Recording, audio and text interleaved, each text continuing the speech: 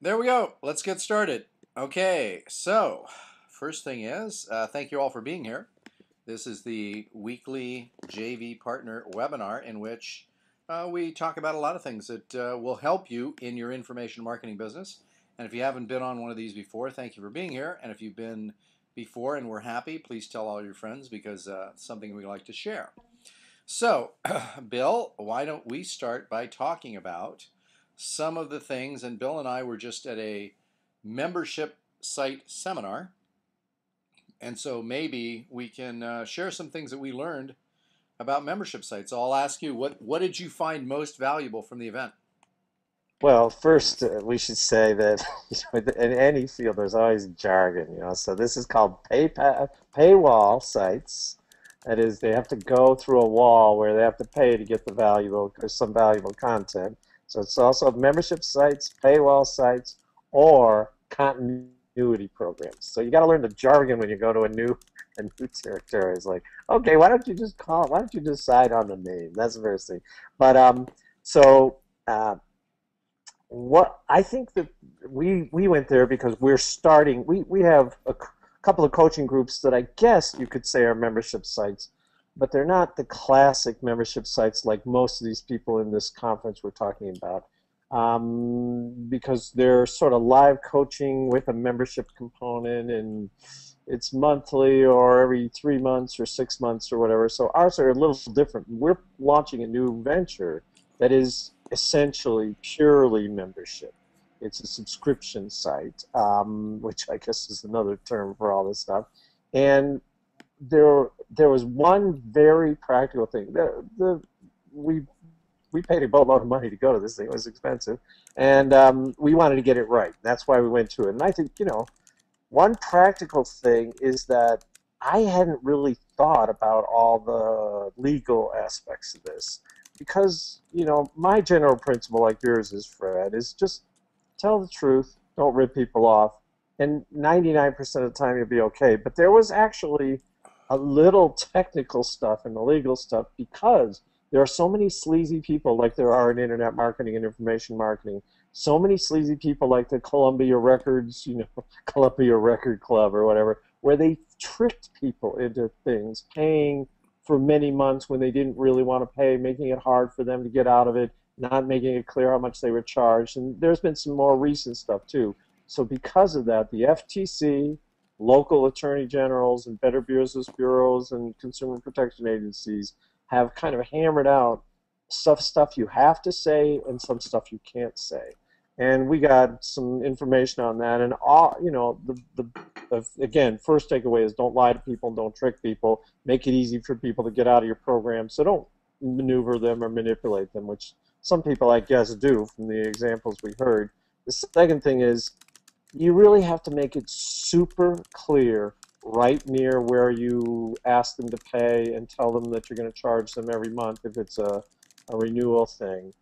And it turns out it's really important to put it just above where you're asking them to pay, because the attorney generals and the Federal Trade Commission, I guess, have decided that's the way it has to be. And so for that alone, I guess, because some of these settlements were like $20,000 or $30,000 that they were talking about, it probably saved us the price of admission for going to the seminar. So that was just a very practical thing.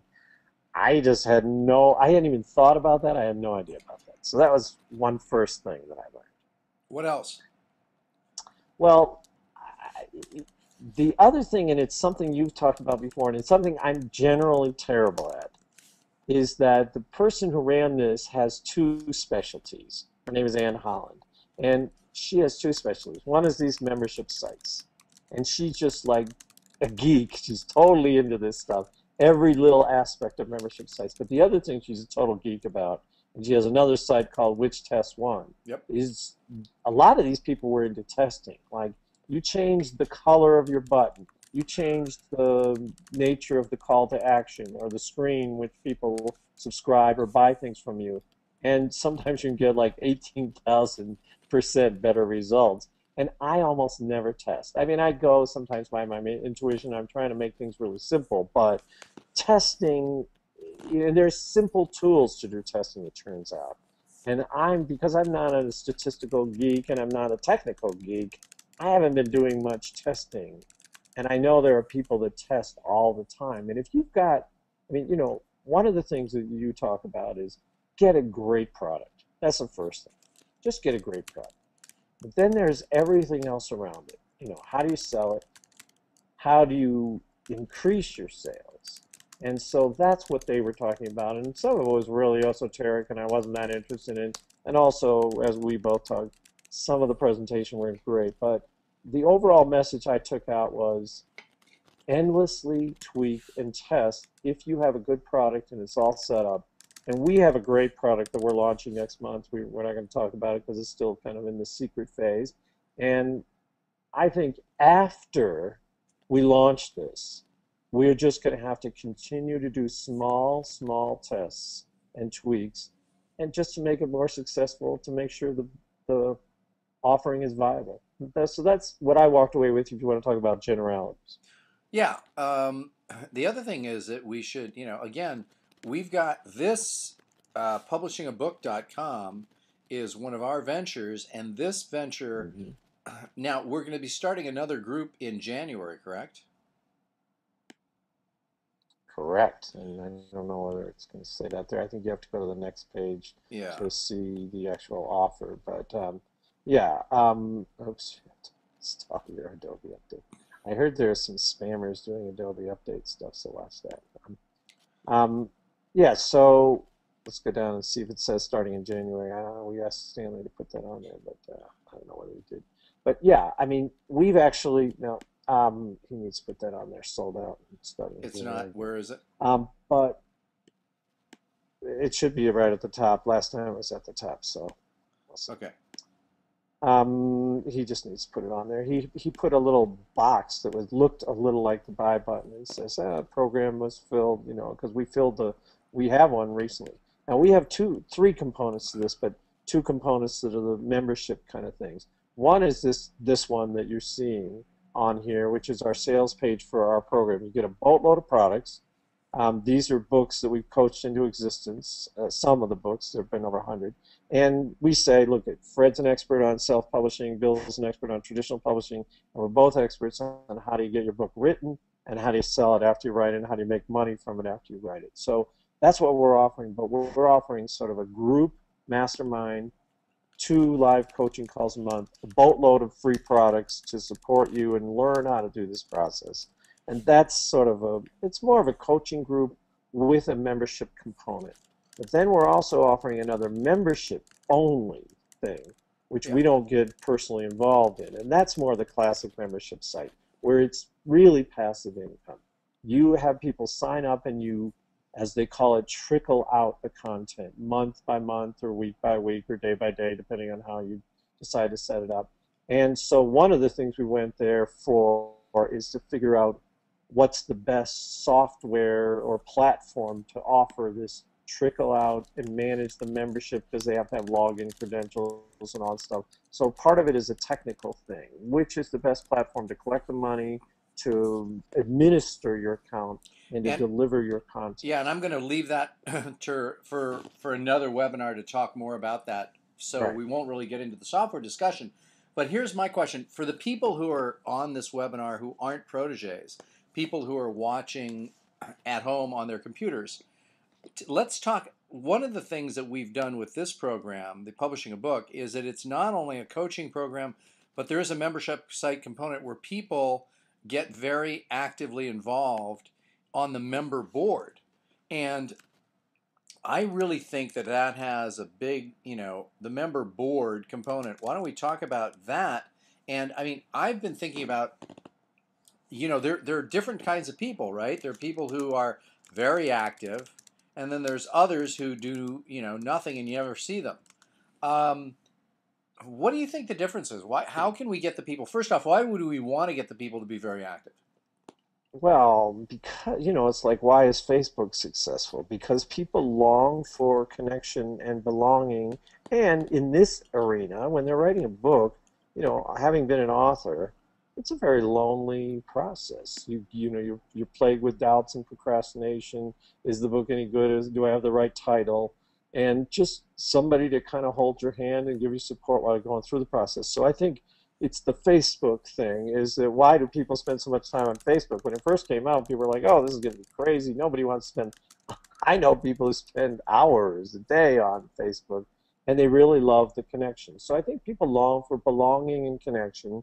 And they also like social support. I mean, human beings evolved in social contexts, and doing something individually is a little unnaturally. So you can, some people, almost everybody says, oh, I'm an independent person, but almost everybody longs for connection. So I think providing that kind of component, and that's one of the things that, you learned actually a little more about this because you went to an extra session that I didn't go to. And there are various ways that you can engage once people sign up for your membership program, that you can engage them in the discussion and in support aspects of it. Having contests for who posts the most and stuff like that. I didn't realize how important that was, but it's true. I mean, obviously, you can send them autoresponders and say, "Have you gotten going?" And that's a way to engage people. But there's social engagement turns out to be a pretty important thing, especially these days when people are more used to using computers to connect with others socially. Yeah, well, let's. I'm going to post some more highlights of this at someplace on my blog. But what were the things that you were when we went over that list? What were the things that were most? One of the things that was most sort of impactful for me was, so this is, say you have a membership site, right? You have people that are paying you monthly for something.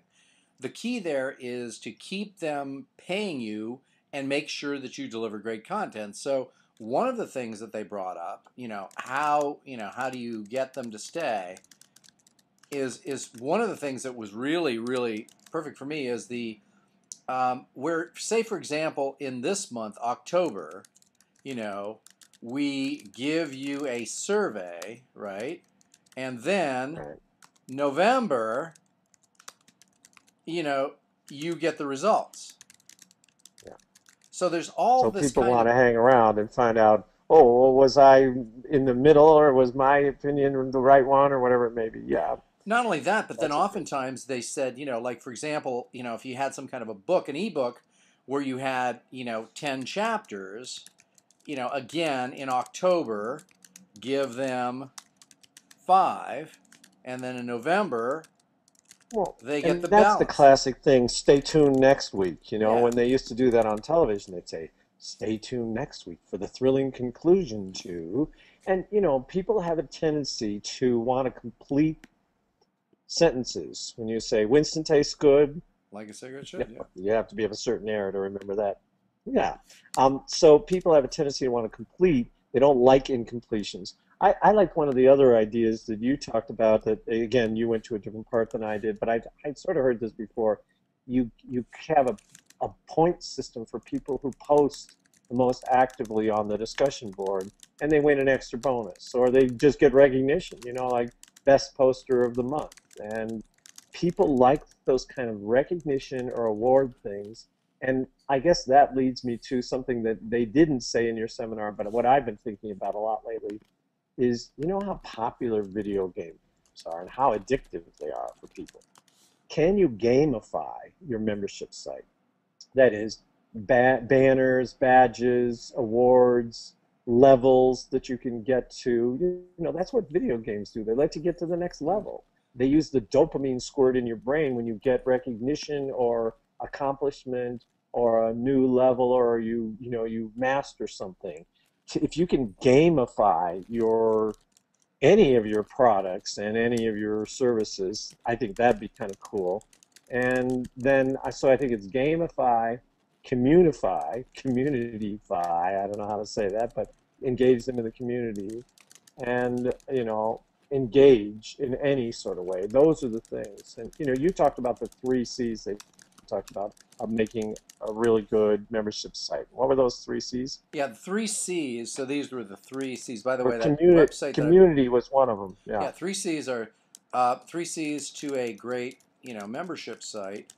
And one of them was community, obviously, to create this active community Yeah. that people are participatory. The second was character, which is you have to feel free to become, or who you are, and have people know your quirks and your eccentricities because you're the leader. And so I was thinking about how my buddy Ken Roberts from years ago in the commodity field wore this big cowboy hat, and that was sort of how he was known. So feel free to be yourself and be a character, and then also then Well, content.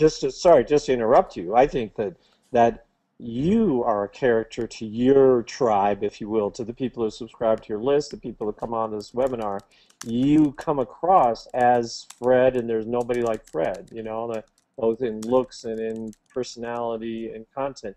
And what we are doing, because we're doing a membership site in which I'm the main character, and I'm known to this community that we're doing a membership site on, we're using me as the upfront spokesperson, which I didn't really think about, to tell you the truth. I thought, like your third one is content. I thought the content is what's going to hook them. But yes, the content will hook them, and it has to be good. But it's really more engaging to have a person that they can relate to, and especially an individualized, quirky person who, it's like celebrity. Why do people buy People magazine? Because they want to find out what those celebrities are like and what they do behind the scenes. So you give them a glimpse under the kimono, as they say, Yeah. of what your life is really like. That you do that in blog posts, and you do that in videos, and you do that in audios, and you do it on the message board. I was just in New York City with Fred, and we had a really nice time. We went out to Chinese food at, Mr. Wu's or whatever it was, Mr. Yu's. Yeah. You somehow got to come across as an authentic person. And I was thinking, oh, you leave the person out of it. It's just a membership site.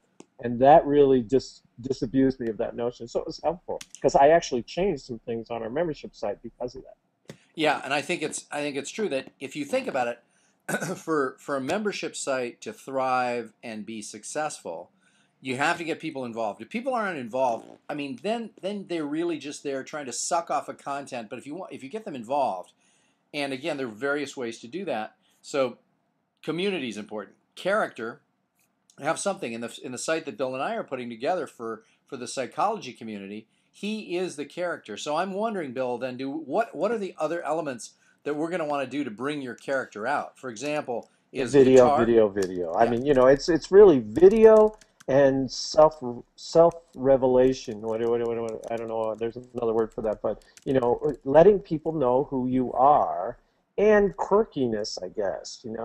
It's just not trying to be business. Like I'm a business guy in this suit. I'm not a business guy in a suit. I'm this quirky guy who has an irreverent sense of humor, and you got to just go with that. I mean, that is your strength, rather than, oh, you got to smooth out the rough edges, Bill, or you got to look professional. I'm this guy who sits around my house and makes up stuff. And The other thing, yeah. thing that I think that does is that eventually, and in our case, when a membership site, gets sold, what that will ensure is that you/I will be able to probably stay around for a good period of time after the sale, because if they know what they're doing, the people who buy it, they'll realize that character is one of the important elements of this. And if they bought the site, they wouldn't want to have you disappear right away.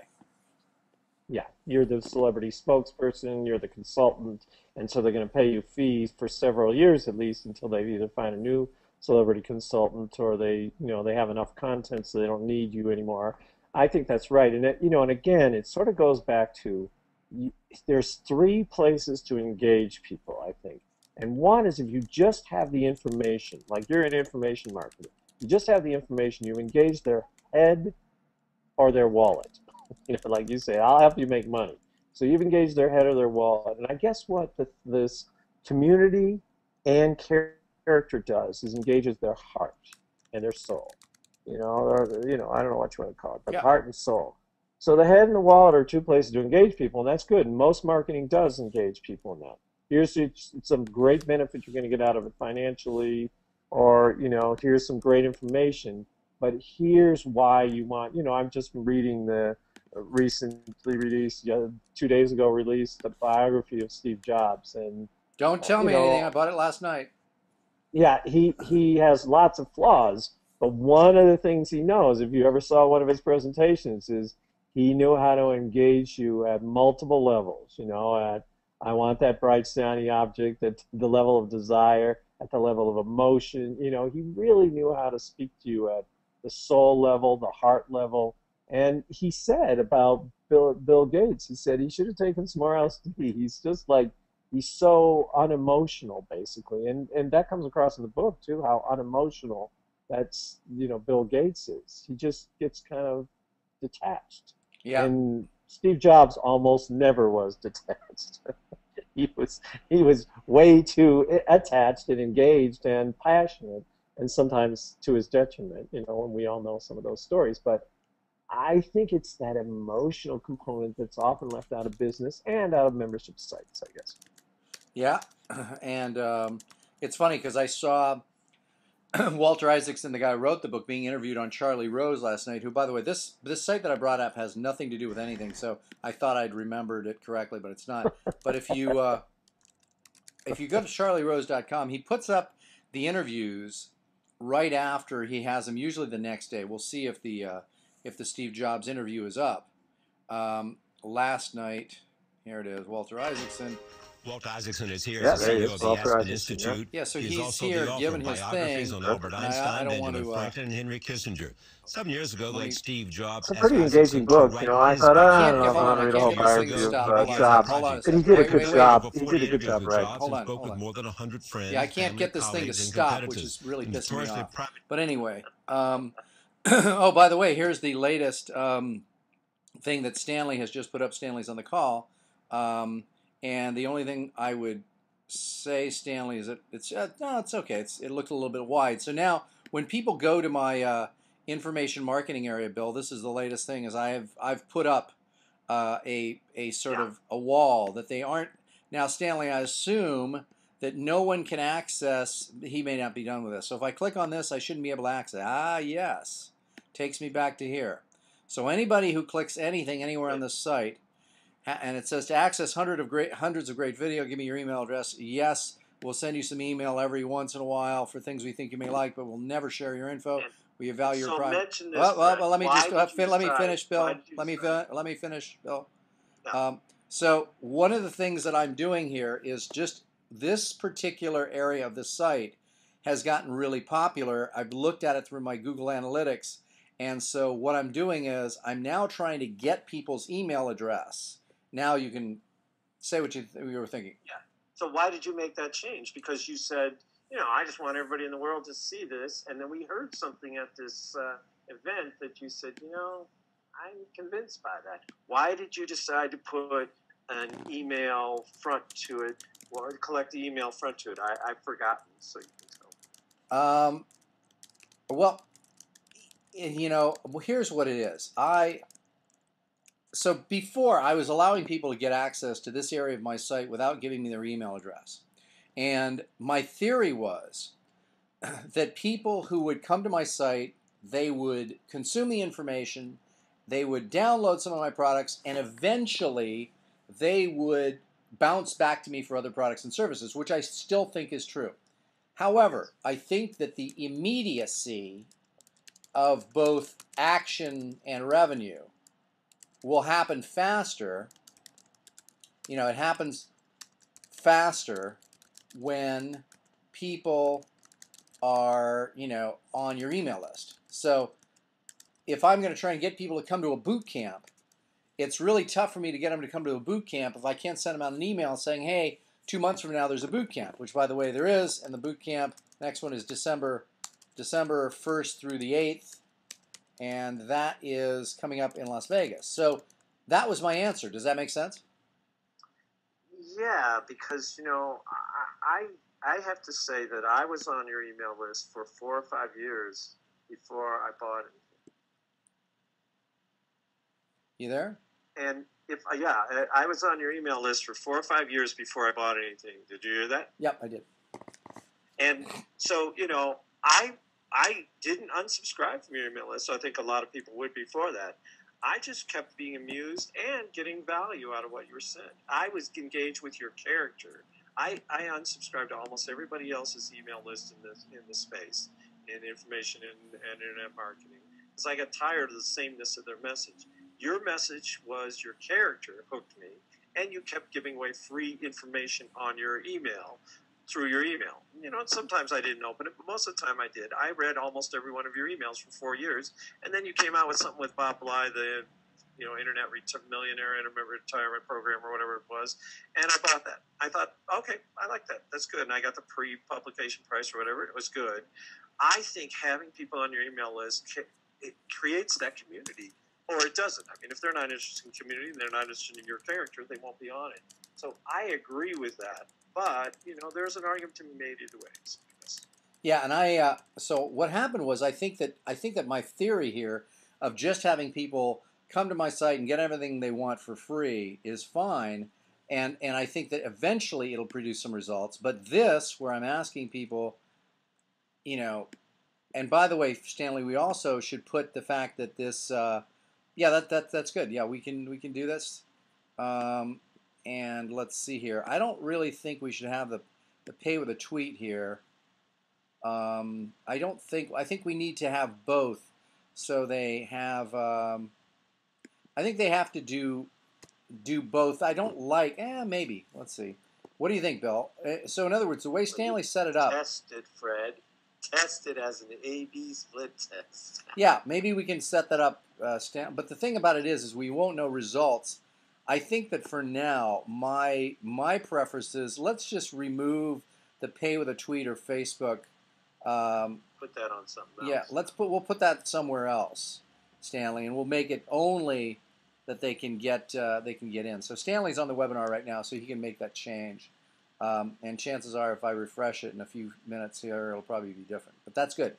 So one of the things that I want people to learn is that I was of two different minds here. I was number one. My one thought is, give it all away for free without asking for email. That was one thing. And if you look at the site, I still have that. You can get certain things here for free.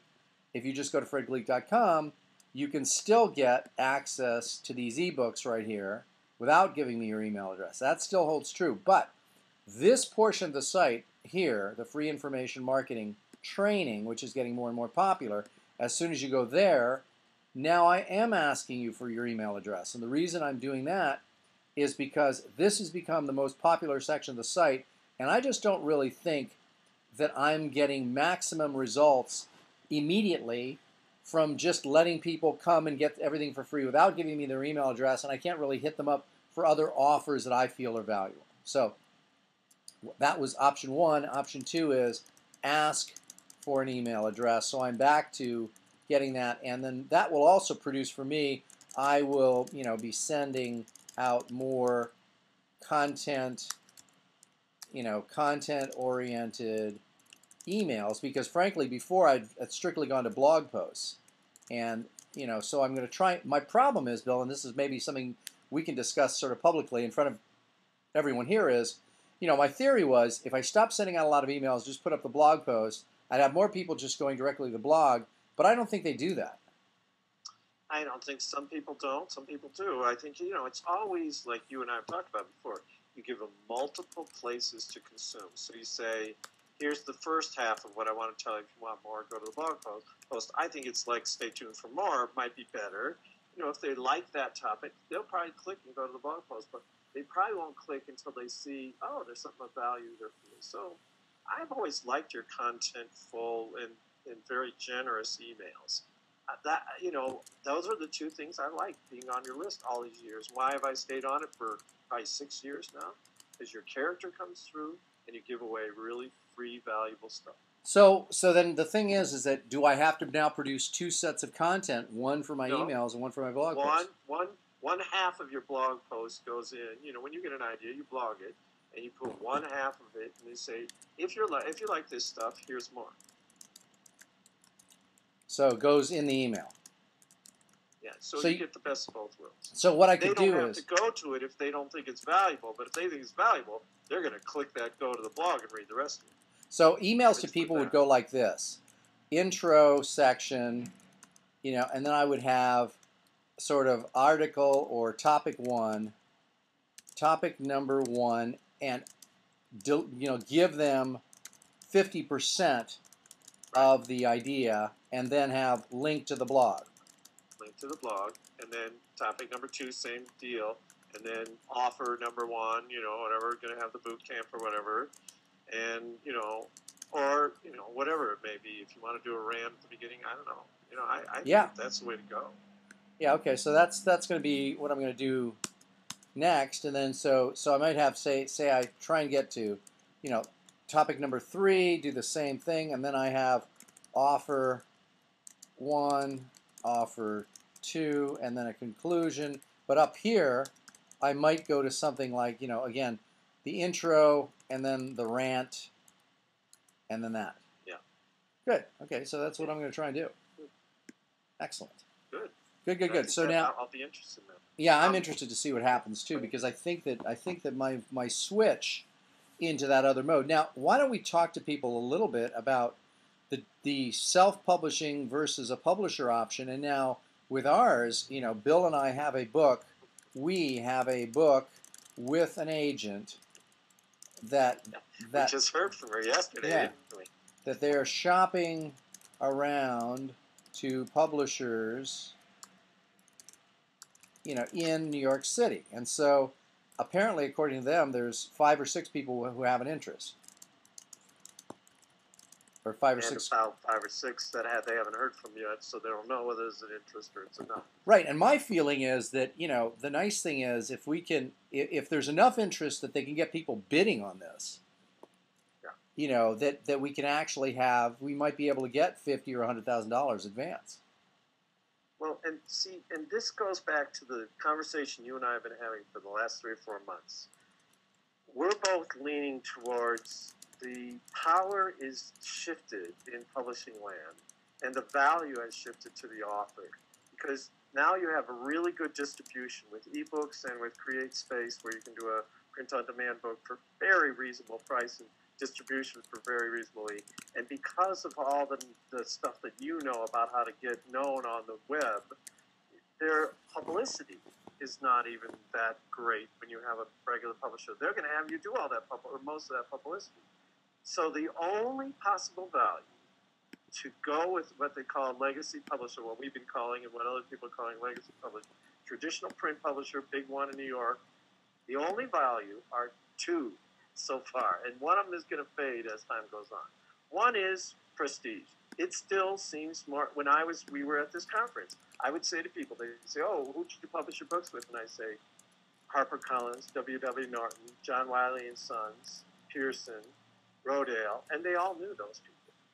They thought, "Wow, he's a real author." And you and I have talked about this before. I think that will go away within 4 or 5 years. Maybe, I don't know. It's not going to be that prestigious. It's not going to make that much of a difference to have those kind of authors, because they're going to go out of business, some of them. And it's just, and people are going to say, wow, I heard so-and-so, John Locke, and he didn't have any traditional publishers, and he's a bestseller. So it's less of a stigma to be a self-publisher. I think but the second thing is, do they give you money up front? If somebody gives you $50,000 or $100,000 up front, or $200,000 or $300,000, whatever they give you, that's a good thing. You have money in your hand from your book right away. You can use that money to hire publicists. You can use that money to sit around and write the book if you want, while you're being supported by that advance. So those are the 2 reasons to go with a legacy publisher. So because we talked about it, you said, I've done a lot of self-publishing. I should probably have at least one of these legacy publishing things, because some people are still impressed with that. And I wouldn't mind it if they send me $50,000 or $100,000. By the way, that's the beauty of having Stanley available. It's now changed, as you can see. Yeah. And so, thank you, Stanley. Oh, Stanley, you're our hero. Yeah. So that's Stanley. He's great. I think that, but the reasons not to go with a legacy publisher are starting to stack up way, way more weighty than the legacy publishers. And you and I were both saying, we haven't heard from the agent for a while. We hadn't heard from her for a while. It wouldn't be that bad if we didn't get it published through a legacy publisher. We could do just as well, probably. And those 2 things would be missing. But we could do other things that maybe in the end we'd make a lot more money and we'd have a lot bigger impact. We don't know. Yeah. Now I got a question from Tom, one of the people who's on the webinar, about Stanley, and maybe you can address this, about whether or not people have to put in their email multiple times. But I think his question is if he's coming from multiple computers. My understanding is if someone is coming from a different IP address, they will probably be asked to enter their email again. Is that correct, Stanley? Maybe, and I think that's true, right, Bill? See, I think that's probably true. Stanley can probably answer Yeah. that better. But Good. Well, we'll get Stanley that technical stuff, but we'll talk about a little bit more about this legacy versus self-publishing, because a lot of people are thinking about putting together books, and one of the things, obviously, Bill and I, by the way, so that those of you know, we have a number of different ventures together. The publishingabook.com, the paid public speaker.com, and now we've got the other one, which will remain nameless, having to do this the mystery launch, which is going to happen in mid-November. It's in the psychotherapist niche. And this is a again, this is a membership site. So we're not launching that until mid-November. And well, what are the things that we need to get done before we launch this? Well, it's an interesting thing because we've got most of it done, although, we've been messing around with it for a little while, so we've had a chance to tweak a little. But here's, I think, a really important thing that anybody should. When I first got Web Marketing Magic, I bought my own product, and I made the price $1. So I didn't want to make it free because I wanted to actually see what would happen with the credit card going through. But I made the price, which was usually $25, $1, and I bought my own product. Now, it costs you a little money, but you get some of that money back. You pay a little credit card fees, and you're paying for your Web Marketing Magic shopping cart. But I figured out there was something that was not great in the process. So always go through the process, and that's one of the things that we have to do before launch. We have to get various people from various computers, with Windows computers, Mac computers. I only went on through a Mac computer to buy my product. And so people started buying it with Windows, and they said, how do I download it? I didn't really know how to download it, but Shopping Web Marketing Magic had some instructions. I changed those instructions because they weren't as clear as I wanted them to be. Once I heard from a few Windows people, because some people said, your instructions say this, and that's not really it. So have people go through your process, and that's one of the things we have to do, because one of the things we know is that when we have problems with customer service, it just sucks our time, or sucks Stanley's time, or Harold's time, the Harold's assistant that I have. So get people to try it in various ways. You try it, see what your customer is going through, and I think that's the biggest thing. We need to have people try it. Yeah, no doubt. And I mean, this is what. So when you're launching now, the thing about it is when you launch a membership site, the problem is this: if you have a bunch of problems, people will get disgusted and they will say, "Forget it, I want my money back," and they won't come back. So then you're in trouble. Chargebacks. People will be dissatisfied. And to a certain extent, though, what I would say is you're going to have a few glitches, and you did something brilliant the other day. Nice. And that is, we're offering, when we start our membership site, a charter subscription rate, a charter member rate. Now, you added the PS, which I thought was really good. We're giving these people a really great deal. We can't even tell you how great a deal it is. It's just like, and it's such a good deal, but I think we'll get a lot of goodwill. And then you really preempted any possible bad will, because you said, look, we're just starting this, or we put me in my name because I'm the character, and we're just starting this. And you got to know when you start something new, there's going to be technical glitch. Let's give them what was and we probably have messed. Read that. What was that? Because go to the site and just read that to me, because I forgot what I put.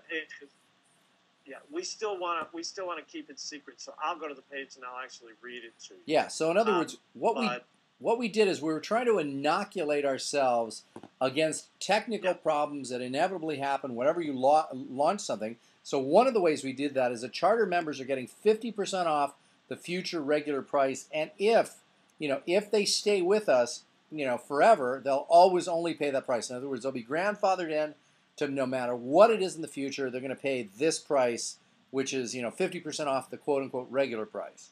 But the PS that we added. Let me read you. Okay. Yeah, let me read you the PS that you actually wrote. PS. As a charter member, for the first 30 to 60 days, you may notice a few technical issues in quotation marks.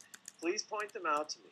I need your help. You know how tough the technology is and how starting a new thing goes. I probably screwed something up, so bear with me, okay? So you're asking your people to be your technical testers, but you're giving them a really good deal to do it, and you've already got goodwill with them. Yeah. I do the same thing when I send out my products. When people buy my products on Web Marketing Magic, I say, if there's a glitch in this process, will you let me know? And obviously they'll let you, most of them will let you know anyway. And then whatever glitches there are, number one, you go fix them. But number two, there's sometimes no glitch in your process. There's a glitch in people's understanding. So that's how I put together my second autoresponder after, here's your product, and I hope you enjoy it, please use it like that. My second autoresponder goes out the next day, and it says, here's some frequently asked questions people have. I have cut down my customer service issues by 90% with just that second email. Then the third email is, are you using the product? And here's how you use it. And here's kind of barriers people have using it. And here's questions people have about how to use it. So then I've cut down my lack of use of it, lack of engagement in the product, or refunds. So you can use these initial problems to create your customer service facts, frequently asked questions, and your customer engagement emails, autoresponders after people buy. But I think this is a great preempt. You not only do it after the fact, but you do it prior to it. Yeah, the other thing is that I think that the other thing that we learned, which I think was very valuable, is that, and people can do this whether they have a membership site or they're just selling episodic one-off products, is at the time when people hit the buy button, or they click to buy, they add to cart, whatever they're doing, a video shows up, a video that thanks them for the order and explains the benefits. And this will increase the number of people, because it's always amazing to me. I've looked at the statistic. People that click to buy who actually end up buying are like 30%. There's a huge abandonment rate of people not buying when they intended to buy. So if you can come on there with a video and say, hey, here's what's going to happen. This is why it's a great thing that you're buying this product. Here's what to expect. If you do that on a screen, and most shopping carts are set up so you can set up that video to give them and display that, it'll make it a whole lot easier to get people to follow through with their order. Yeah, that's great. And I think that applies to... in that video what the screen will look like and what they need to do. So you orient them to the benefits and the process. Yeah, the order process. And then on the thank you page, you also, put a video, is what we learned. Yep. Another video, which tells them how to get it, what to do if there's any problems, and again, the benefits and how to use it maybe. And then when they go to the download page or whatever, you can have a welcome, or when they first go into the membership site, you have a welcome and orientation video. Yep. So there's actually 3 videos, one when they try to buy, one right after they buy, and one when they first log in for the first time or whatever to see how to use the site. Right. And you don't even have to be a talking head on that. You could just have words on the slides and, audios and screenshots. So if you're not comfortable being on the video, big deal. Just put words in a slide and, screenshots to show them what to expect and how to do it. Yeah, absolutely. Good. So now, the thing that other people should know, now, paid public speaker and publishingabook.com, these 2 items here, Bill, when are they going to be starting up again? Well, we're in the middle of 2 of those programs, and they're filled, and they're, so we have a group engagements. So you can't just start in the middle of it. So yeah, starting again in January. But And but evergreen, anytime you want, you can join the membership side of that. That doesn't have the live coaching. If you're really self-oriented, you would rather not engage through our coaching or pay the higher price, because as soon as you get us live, you're paying more for it. You want a more affordable program, and you're pretty good at doing self-paced stuff. You can go through this monthly, or you can buy the whole year of 12 modules to learn how to be a speaker, get paid, learn how to focus your topics, get gigs, learn how to be an author, focus your topics, learn how to write your book in record time, and get it published or self-published. yeah, now the thing about it is that there will be. I think that this model is pretty good because, there's 3 levels of kind of thing. There's like individual, individual. Yeah, you and coaching. I have about $6,000 to $7,000 worth of products that instruct you how to do all this stuff. And some people, their barriers, they just, I hear from people, I'd like to get into speaking, but I don't know the first thing about it, or I don't know how to get hired.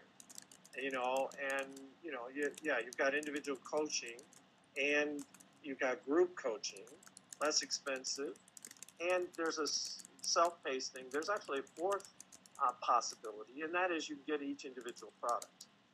If you just want to pick and choose, Yeah, and I think that everybody would be. It'd be good. It'd be good for everybody to go to these 2 sites just to see what this process is like. Right. If you go to the first page and then you go to click to see what the next page is about, that you'll get kind of our sales process and our invitation process. And then if you actually try to abandon that second page without buying or without signing up, you'll get a different message. So stay on page when you go to the second one. And it may not happen with your computer because there's cookies. And this is the one. But, I think that Stanley. Thank you, Stanley. Thank you. Yep, that's. He is quick. Next session will start. It. Good. And so now, if I try and abandon this page. Go to abandon that page. Can you do that? Yeah. Can you go to close that page? And see I can just go. It may not because you've been on there recently. But. Yeah. So if I go back to here, it may not. Let's see if it throws up some. Nope, it didn't. But if you're going there yourself. You've already left it once or twice. But if you're a naive user and if you go on with another browser, it may do it. So Good point. it'll show you the other option, which is you should study this. Anybody who's on this call should study that process. We really thought about it carefully. People aren't going to buy your regular program. You want to give them another option, but you don't want to tell them about that other option until they've already seen what we think is our best offer. Okay, so now I'm going to click on this, and then I'm going to try and abandon this page and go somewhere else. I'm going to try and go to YouTube after this and see what happens. So if I go to YouTube... And you may stop it. Yeah, no. It won't do it because it might be looking... Yeah, so if you're going there for the first time, though, what it does... Yeah, go ahead. Go ahead, Bill. No, that's it. Just try it out and take notes on the process. What engages you? When you're going there, those of you who are listening, what engages you? What hooks you? What doesn't hook you? And then base your next offering on that same idea. We've spent a lot of time working this out, so no need to reinvent the wheel.